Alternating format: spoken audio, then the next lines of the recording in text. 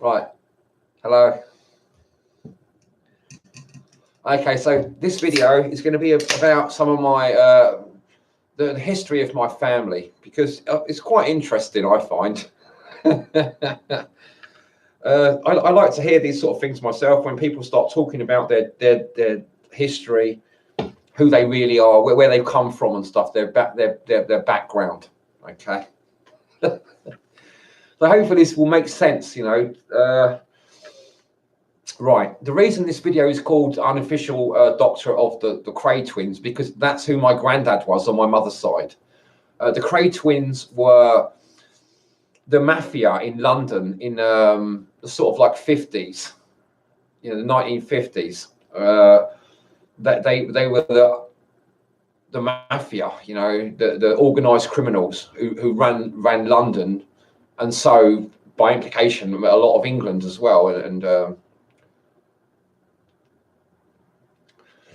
what my granddad had to do is if they done a robbery and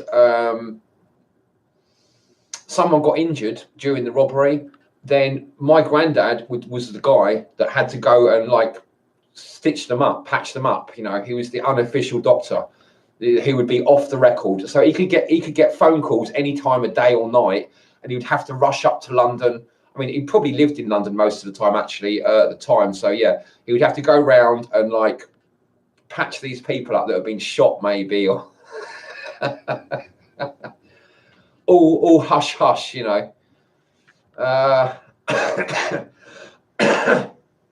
So that's who my granddad was.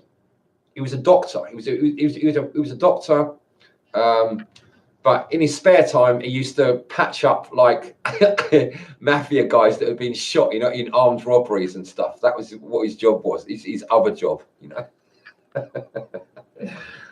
Okay. So he had a pretty difficult life, you know. Now, what happened? Before I was born. I just pieced all this together from talking to relatives and stuff, and my parents. What happened was, let's get this right. Okay, where my mum was the middle child of 5 children, right? And her 2 oldest siblings, probably about 14 and 16, something like that. They were on holiday where I live, by the seaside, and there was an older guy. They met some older guy who was probably in his early 20s, and he convinced my mum's 2 older siblings, a boy and a girl, like about 14 and 16, to let him bugger them, fuck them in the arse, right? It sort of convinced them that it was a really great idea, and he fucked them both in the arse. And it's, for some reason, it got out and it became public knowledge. And my granddad was so humiliated by this, and he'd already had a stressful life, being the unofficial doctor of the Kray twins, that he just packed up his things and went to live in South Africa.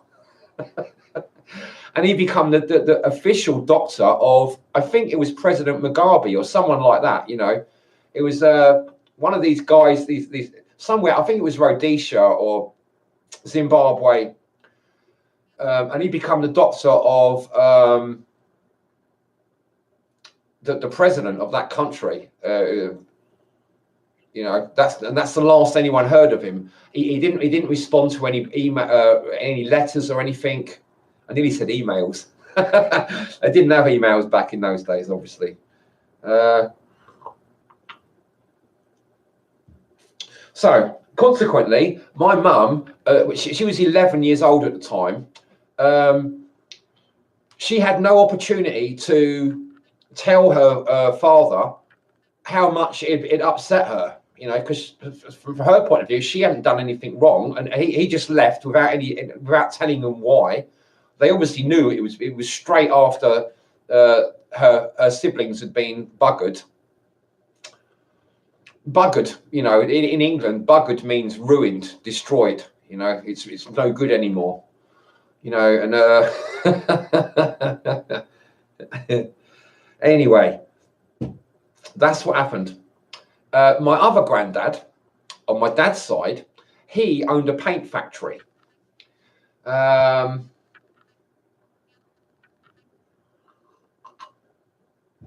Anyway, the reason I mentioned about my mum not having any opportunity to talk to her father and to let out her grievances is because I've been the family scapegoat. My mum and dad both had sort of grievances that they weren't able to sort of like give to the right people. So it created a situation where the first child they had, because I'm the first child, became the family scapegoat. That's why I'm like I am. You know, I get really, really angry a lot of the time. I'm really pissed off because my life has been so incredibly fucking miserable. You know, when you're a victim of family scapegoating, it's like gaslighting. They try to make you feel like you're a bit crazy, but they do it in very subtle ways, you know, and they constantly make you feel bad about yourself and belittle you. But everyone in the family does it. You know, and there's no escape from it, apart from the only way you can escape is to not have anything to do with your family anymore, which and I end up hating them. I haven't got any choice. It's not in my nature to be a hateful person. I'm generally quite a nice person, but because of my family scapegoating experiences, I've got to the point now where I've got nothing left for my family except contempt.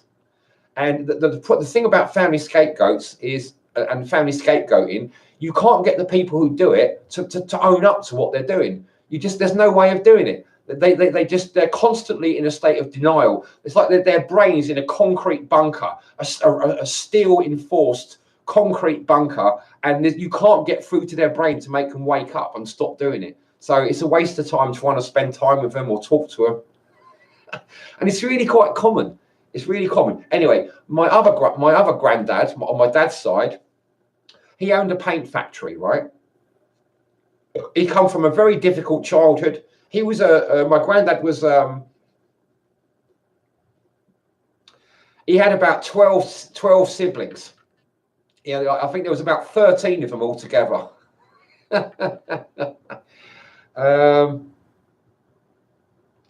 Okay, so he built himself up out of nothing to own. He created a paint factory. This was also in the 50s.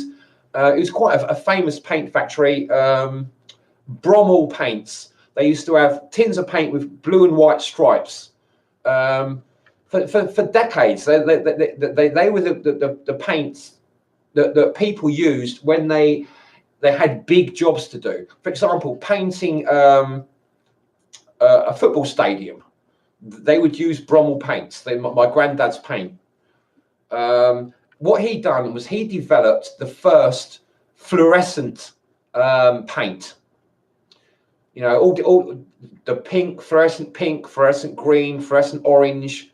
You know, he developed those colours. He also was an inventor. He invented a sort of paint that killed flies. You know, he's a brilliant man. What happened to him was he wasn't very good at business. He was a brilliant technician and a chemist. He was a brilliant chemist. He could make all kinds of different types of paint really well, really good paint, but he wasn't that good at business. And he had a partner who was a Masonic brother.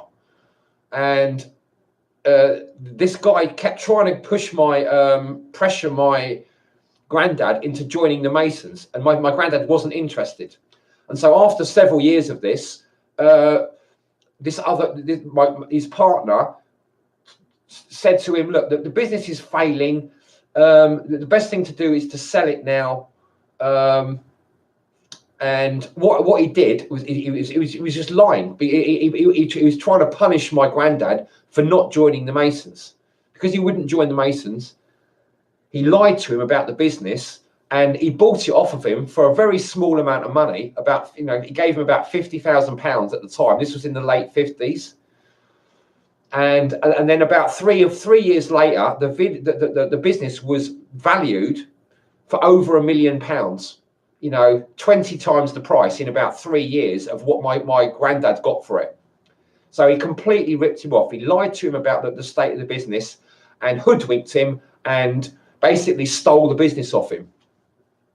And my granddad was so, like, you know, ended up with hardly any money, and he lost his business because his partner lied to him, who was a Mason. Now, so I've got a grudge against the Freemasonry because of that, because I could have been born rich, and my dad could have been rich and owned a £1 million paint factory, which in nowadays money would be worth like 20 to 50 million pounds, probably, you know. But he was conned out of it by Freemasons. So that's why I don't trust Freemasonry or basically anyone. You know, I've been disinherited by the Freemasons as far as I'm concerned. They can't be trusted.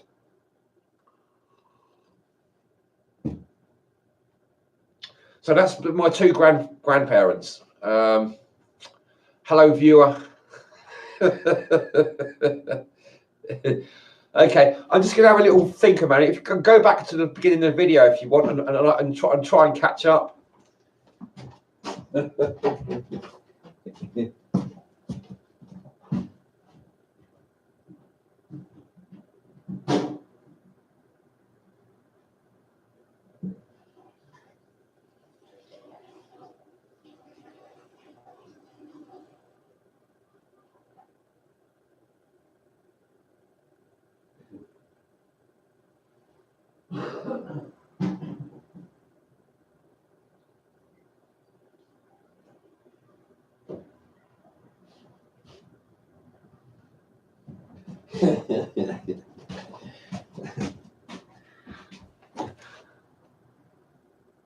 Hiya, Paul. Okay, I'm just going to show you some stuff, right? Because it's an interlude. If you can't be bothered to go back to the beginning of the video, I'll do an interlude for you.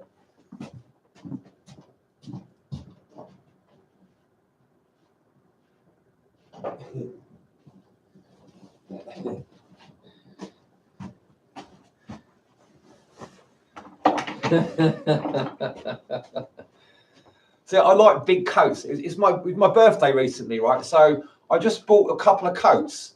Look at this. Like, I got it really cheap. It's like a really expensive coat. I got two. I'll show you the other one in a minute.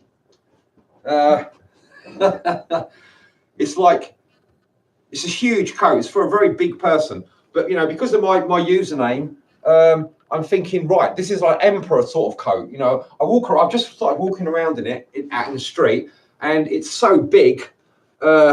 It feels like I feel like an emperor walking around in it. You know, it's really good quality. I got it secondhand. It's an oversized coat, but I like oversized. You know, I'm quite a tall person. It goes down to below my knee. It's pure wool. It's very good condition. Probably cost £200 or £300. I got it dead cheap, like about 20 quid. I've got another one as well. I'll show you the other one.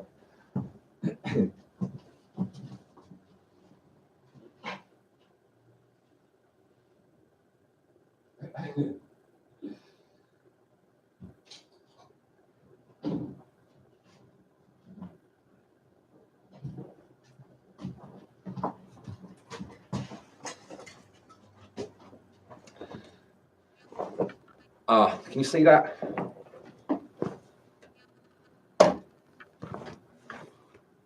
Ben Sherman.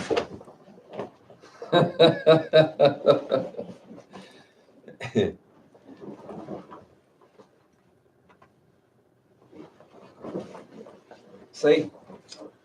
Nice coat, fits perfectly, oversized, suede, you know, it's got a zip and toggles. It's got like a little hood that goes with it as well. You know, if I want the hood to zip on, it zips round the back there. So you've got a hood, 35 quid. You know, probably cost 200 or 300 quid. It's really good conditions, hardly been worn. I saw it in the shop for about 2 or 3 weeks, and I'd come to my payday, and I thought, you know, it's nearly my birthday. I'm going to get them. You know, I'll get both of them. You know, they last me for years. I feel really comfortable in them. You know, really stylish, fit me really well. I treated myself. I bought myself my own birthday presents, a couple of nice coats.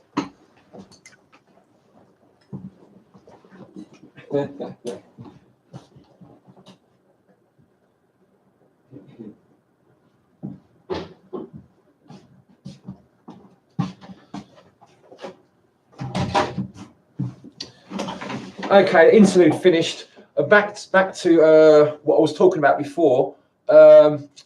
Family scapegoating. Why my dad has got had a reason to use me as the family scapegoat, right? He was left-handed, and in the 50s in England, they used to beat you if you was left-handed. If you was in school and you tried to write with your left hand, the teacher would come up behind you with a wooden ruler and whack you over the knuckles. So that's what my dad had. He had the teachers used to whack him across the knuckles to stop him using his left hand. And in those days, you had to you had dictation, what's called dictation. So the teacher would be speaking, you'd have to write down what he's speaking, like in a book. And because my dad was left-handed, he couldn't keep up, and his writing would look really terrible because he's trying to write with his wrong hand, you know, and his writing would look terrible. And they used to keep beating him for being left-handed. So he was really grew up with a lot of stress and trauma. Plus, he had his my granddad had his business taken off him by the Freemasons, who lied and cheated him. Yeah, my dad used to love Pink Floyd. I went to a Pink Floyd concert. Concert, Paul, Nebworth, when I was about 4 years old. And they played Dark Side of the Moon and Wish You Were Here. You know, I remember it quite well. You know, they had a really good light show and stuff. You know, I saw it when I was 4 years old. Dark Side of the Moon and Wish You Were Here, both of them back to back in Nebworth. I think you can find it on YouTube, maybe.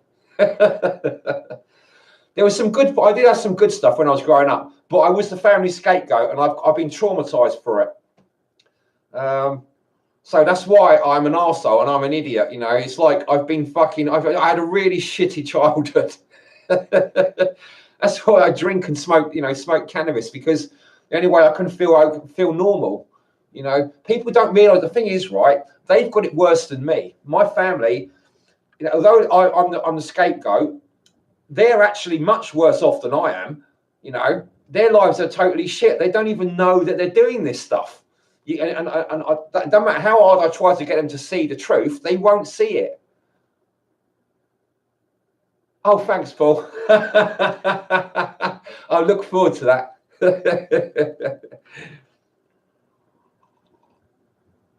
I like watching your videos of that bit with the goat. He goes, it always makes me laugh.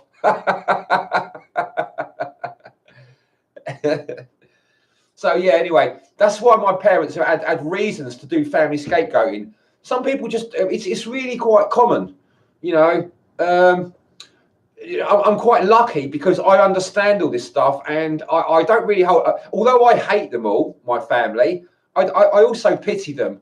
I see that they basically don't really know what they're doing. I'm like Christ saying to them, forgive them, Lord, they know not what they do, you know.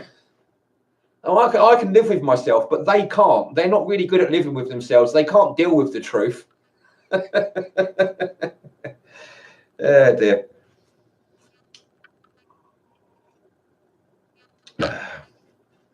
So yeah, it was my birthday yesterday, and it was like my mum come round. I had to tell her off, tell her to go away. She tried to give me a card. She tries giving me money to sort of like make up for the fact that she's been a terrible parent. And I'm not interested. I said to her, no, I don't want it. I feel it's the only way I can communicate with them is to just tell them to fuck off. Like, otherwise they don't take anything I say seriously. The only time they take me seriously is when I tell them to fuck off.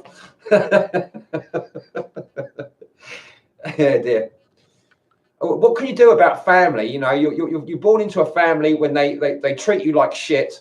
What can you do? There's nothing you can do except just get rid of them. You know, just isolate yourself from them. You know, That's part of me doing the work, is to keep isolated. It's that being a hermit. Have a hermetically sealed environment where I don't have anything to do with anybody really. I'm too traumatized to spend time with people. Oh, who's that? Oh, is it you, Paul?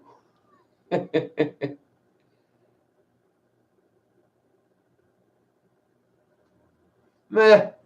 I didn't actually say fuck off to her. I just said, look, I can't communicate with you people. You don't take me seriously, so I can't take them seriously. I didn't actually say fuck off, but I just said, if you can't take what I say seriously, like they wouldn't let me speak at my dad's funeral. When my dad died, I was the only person in the family who wanted to speak at his funeral. They wanted a professional speaker, and they wouldn't let me speak. They're all married. All my children, my siblings are married. I've got 2 brothers and a sister. They've all got jobs. They're all married. I haven't got a job. I'm not married. I haven't had a girlfriend for over 10 years. You know, that's why I got interested in MGTOW for a bit. You know, as far as I'm concerned, I'm a MGTOW, and it's like I'm a hardcore MGTOW. I'm just not interested in people. I'm like a hermit. I like making videos because I do like to talk to people. But it's like a safe way of talking to people where people can't like attack me. People have attacked me. I've had friends that have attacked me physically, girlfriends who have attacked me physically, you know, and they had no reason to do it as far as I'm concerned. And this is like a safe way of talking to people. You can't physically attack me through the computer screen, no matter what I say. And that's what I like about it. It was nice to see you, Paul. Anyway, you know, I don't think you've been on here when I've been making videos. You must have just caught me at an opportune time. How old are you? Yeah, I don't think I want to answer that question. I'm as old as I feel. Probably about 20, 25, something like that.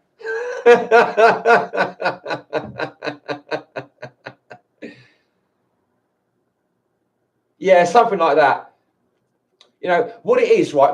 I punched my dad on the nose. When I was in my early 20s, I broke my dad's nose, right? And I had to leave the house. And the house that I was living in at the time, it was in my name. And I had all the rest of the family living there. The house was in my name for various reasons. It's a bit of a long story. But my dad come into my room one morning trying to wake me up, and he was kicking my bed and telling me to get out of the house and stuff. And I told him, I got up, I was fucking really angry. And I said, get out of my fucking room. Who do you think you are? You know, and he wouldn't get out. And I said, get out of my room. And he wouldn't get out. So I punched him on the nose and broke his nose, you know.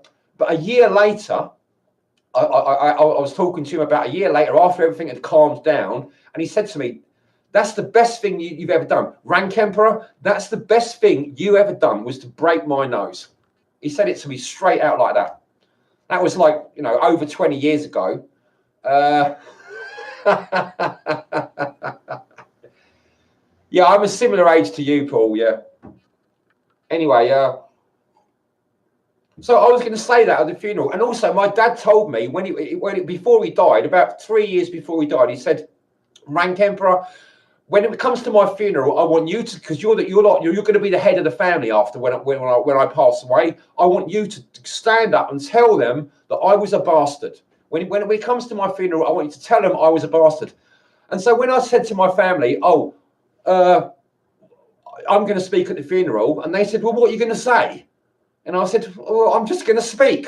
"What are you going to say?" They said, "Well, I told him. I said, I'm going to talk about the fact that I broke my dad's nose," and he said it was the best thing I ever done, because he was an arsehole, but he was a decent arsehole, you know.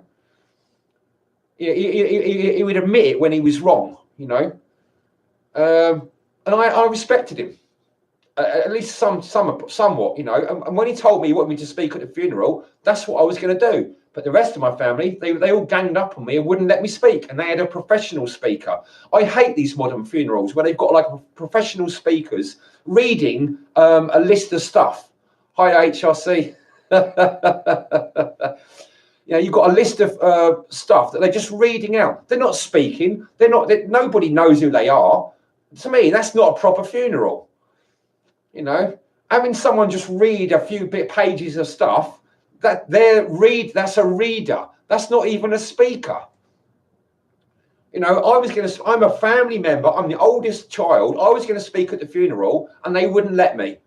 Afterwards, after the funeral, right, I decided, right, they're all dead to me now. They've made it into their own funeral. They're all dead to me. I've had so much shit from them, all the family scapegoating and that, and now they wouldn't let me speak at my own dad's funeral when he specifically asked me to speak. My dad asked me to speak at the funeral before we died, 3 years before we died, and they wouldn't let me speak. They gagged me. They've got jobs, they've got families, you know, they've got everything going for them, but because they look at me like I'm some sort of lowlife, you know. I'm the only person who really knows what's going on. So it's worse for them. You know, they've got it much worse than me because they are blindfolded. They can't hear anything. They can't even speak up for themselves. They're worse off than I am. I'm making this video partly to just say, look, you know, I've had a really shit life, but it's the people that have been giving me shit are actually worse off than I am. And I'm not the only person to say this. I got this from Socrates. Socrates is one of my heroes out of the past. He's the guy who said this to start with. If people are being horrible to you, it's worse for them than it is for you. That's how you have to understand it, because they don't know what they're doing. It's the same with Christ. Christ said, forgive them because they don't know what they're doing.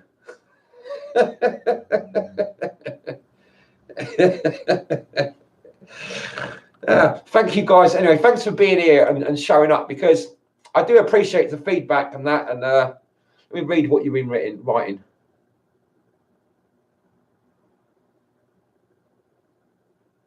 Yeah, that's right. Yeah, I need to find myself. That's what I'm doing. That's what the work is about.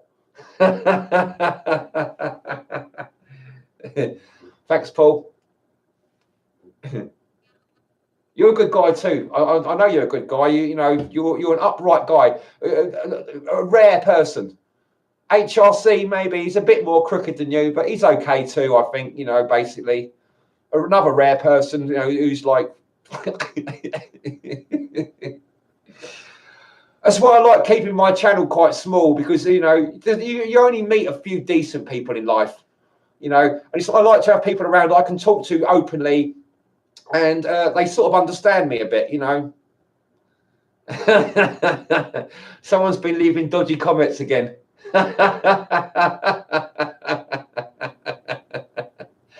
No, you're not, HRC. You're okay.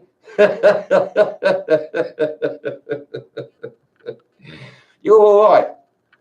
You might be bad sometimes, but I'm sure you make up for it by being a good person most of the time. That's what I reckon. Everyone has bad days, you know.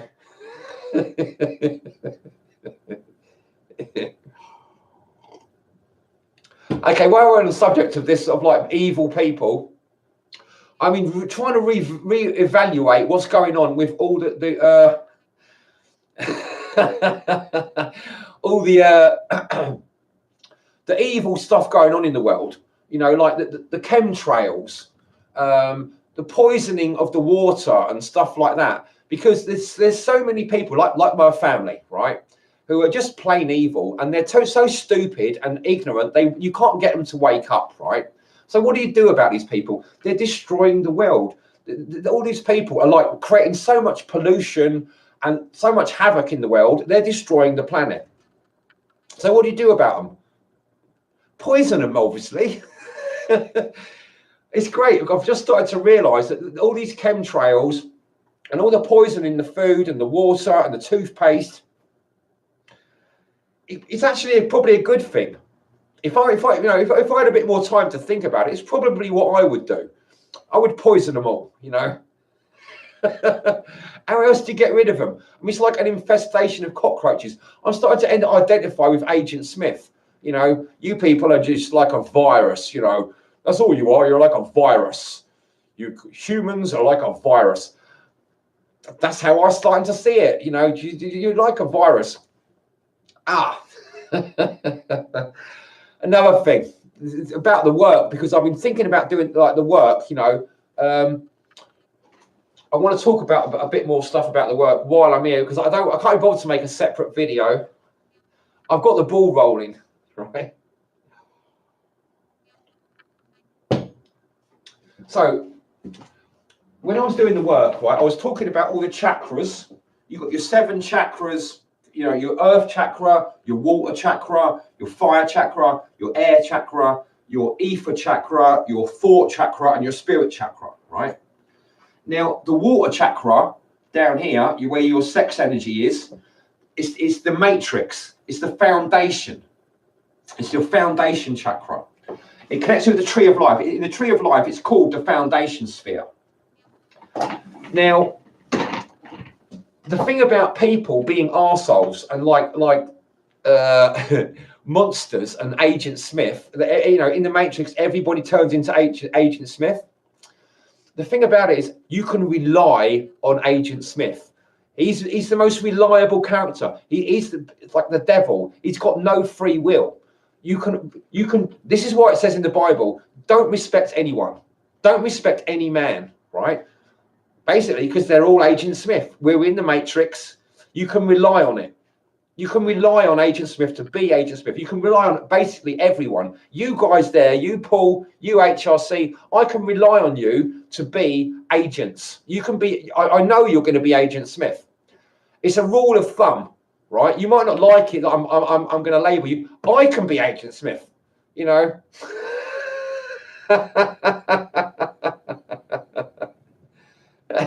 Go make a video then, Paul. Bye. I like to think I inspire people, you know. Anyway, aside from the fact that, you know, I've given up trying to differentiate between people. As far as I'm concerned, you're all Agent Smith. Everyone's Agent Smith. I'm Agent Smith. We're all Agent Smith. That's one thing you can rely on. You know, this is the foundation of the tree of life. You know, everybody is the devil. Everybody who's alive, who's got a physical body, they're going to be the devil. You know, and if you're lucky enough to find someone who's not, then that's a great bonus. But the foundation is also the Garden of Eden. You can build solid. This is how you build a solid foundation. You've got to understand we're all Agent Smith. We're all the devil. You know, that's how people are. That's what you can rely on. That's the rule of thumb that you've got to stick with. You're all evil. You're all fucking completely. You haven't got no free will. This is the entrance to paradise. You're going into paradise by getting it in your head, getting it in your guts, getting it in your heart. You're all Agent Smith. This is what it means to come out of the Matrix. It's to sort of like give up all hope. Abandon all hope, all ye that enter in here. You know, this is hell. You know, you're already dead. You're already in hell. And so get used to it, you know. And this is how you can start building solid foundations. You know, it's harsh, but it's true. This is why I've been failing up till now. I haven't got it in my head properly. I haven't got it in my heart properly. I haven't got it in my guts properly. I need to do this. This is what I'm doing now. I'm making it solid.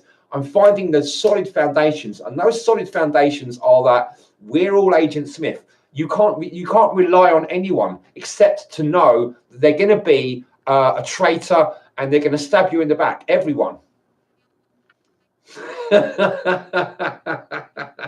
That's what you can rely on. You know,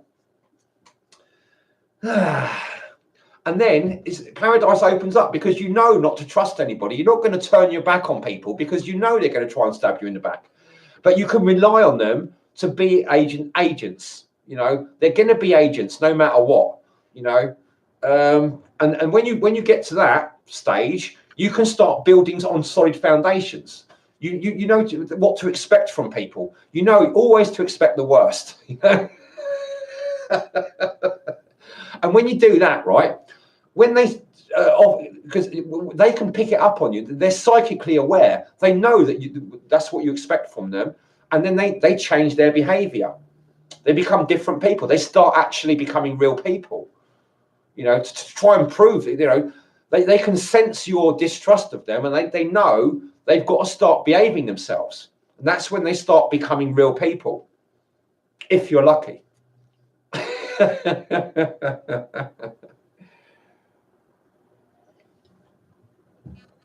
Oh, it's just beer, you know.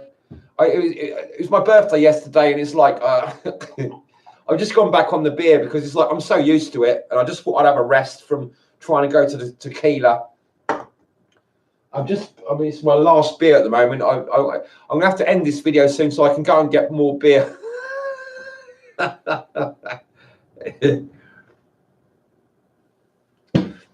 I actually bought some tobacco as well. It's the first time I bought tobacco for probably about 2 months. We have this tobacco in Britain called Old Holborn. When I was growing up and I started smoking, I never used to like it. I didn't like the smell of it, but it smells really nice. Actually, now I'm older, it smells really nice. You can probably get it in America in a sort of specialist shop. It'll probably be quite expensive, but it's quite nice tobacco. I find it comforting. It was much more expensive. It's like 50% more expensive than the cheaper tobacco. But I just thought myself, I've just had a birthday. I've had a difficult experience with my mother over the last yesterday, and so I want something nice to smoke. So I bought some Old Holborn.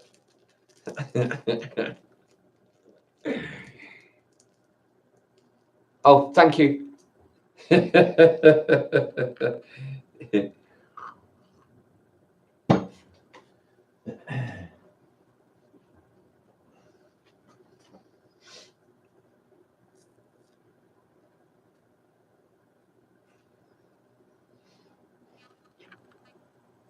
Yeah, so I'm basically done with this video now. If anyone's watching and looking at it for the content, I'm just carrying on now, just so I can talk to HRC a bit, and just sort of like, finish up any other stuff that I remember.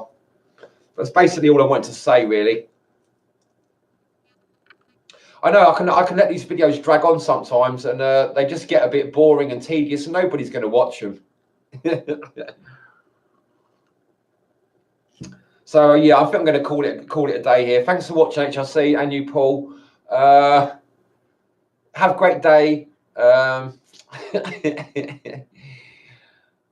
really cheers me up making these videos sometimes, and having people watching and getting some feedback. It's like, yeah, I just feel a lot better sometimes making these videos. Oh, I'm going to look forward to watching Paul's video. It was nice to see your video of me, HRC, and now maybe Paul's going to make one as well. That would be fun. Okay, bye.